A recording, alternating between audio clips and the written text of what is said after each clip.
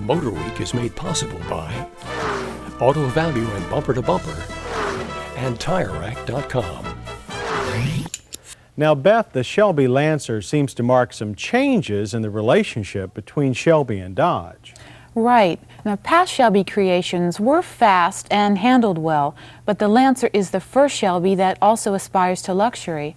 And I'm willing to bet that upcoming Shelby creations will be even more upmarket than the Lancer. The only way to justify a short production run is with a high profit margin. But aside from exclusive cars, can we assume that Shelby's going to keep developing high-performance components for Chrysler, like the Turbo 2 engine? Yes, and who knows, maybe the next Shelby Lancer will have four-wheel drive. Could be. Thanks, Beth. You're welcome, John. Now, the Shelby Lancer is the kind of car that'll sell to people who might otherwise buy a European sedan. But for those of you who won't accept substitutes, right here we have the genuine article, a BMW 735i, the biggest BMW. But big as the 7 Series is, you won't find it in nearly as many driveways as the Mercedes-Benz S-Class sedan. BMW would like to find more high-class homes for their 7 Series. But how will they do it? The answer is as simple as saying limited edition. 2 words that strike the fancy of today's upwardly mobile consumers, even better than lower mortgage rates. And the name of this limited edition, the BMW L7. While you won't find the familiar 735i logo on the back, make no mistake about it, this is the same basic 7 Series sedan that's been around since 1978. But the L7 has an altogether different flavor from other 7 Series models and from other German luxury sedans. Just take a look inside. A bright silver gray is the only color available, and leather is the only upholstery. Not just for the seats, but for the door panels, the dash, and the console. It gives the L7 that warmth you won't find in any other German interior. The seats are traditionally German, though, with a firm feel and good support. They're also adjustable 8 ways and have 2 heat settings. The front head restraints adjust electrically too. And the L7 gets a head restraint of another kind. An airbag resides in the steering wheel hub. There's a knee bolster under the dash too for extra crash protection. But some of our drivers hit their knee on it when getting in. Also on the negative side, the steering wheel partially blocks some of the otherwise clear gauges. Typically German, there are no readouts for volts or oil pressure. And the standard fuel mileage meter is about as useful as a pedometer. But the strong stereo has a useful anti-theft device that prevents it from working if removed without permission. Everything else in the L7 is easy to reach and use, from the climate control to the trip computer. It has a remote advance that operates from the turn signal stalk. The L7's automatic transmission also works with a remote of sorts. It's controlled electronically. With it, the driver can select modes for economy or acceleration. And with the 1, 2, 3 position, the driver can lock the transmission into any gear. Handy for rough terrain, bad weather, or for the sports that like to shift for themselves. For passengers, the back seat is comfortable, but less so in the middle, thanks to the center armrest. But there are outboard 3-point belts to keep them safe. And there's also a window shade to keep them cool.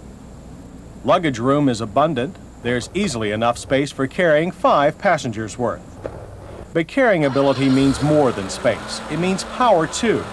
For that, the L7 has a 3.5-liter inline 6-cylinder. It's fuel injected and makes 182 horsepower with 214 pound-feet of torque. It's one of the smoothest 6 cylinders around and makes a delightful turbine-like growl when you mash the accelerator. But we wonder if it has enough oomph to pull the L7's 3,700 pounds.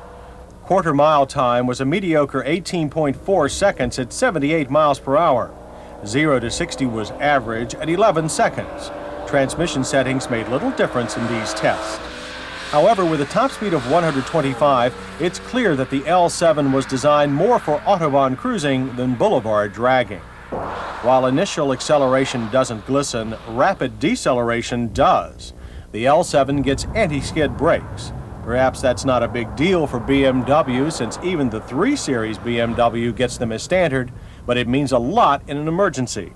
They pull this biggest bimmer down from 55 in a short 105 feet, and they'll do the same on wet pavement. The L7's handling also makes you forget about its sluggish straight-line demeanor. It seems happier on a twisty road than any other sedan of its size. Body roll is minimal and response is very neutral, with no front-end plow to speak of and no sway from the rear end either. The steering is also accurate and has excellent road feel, so high-speed interstate driving in the L7 inspires more confidence than the cliché car on rails. A very low interior sound level of 64 decibels helps too. As for fuel economy, the L7 is EPA rated at 15 city, 19 highway. We returned 18 on our mixed driving loop. But then again, who cares? After all, calling the L7 a gas guzzler is a bit like branding a crooked politician a liar. It's a moot point. If you can't afford the $46,675 that it takes to buy this L7, you certainly can afford to pay for the gas.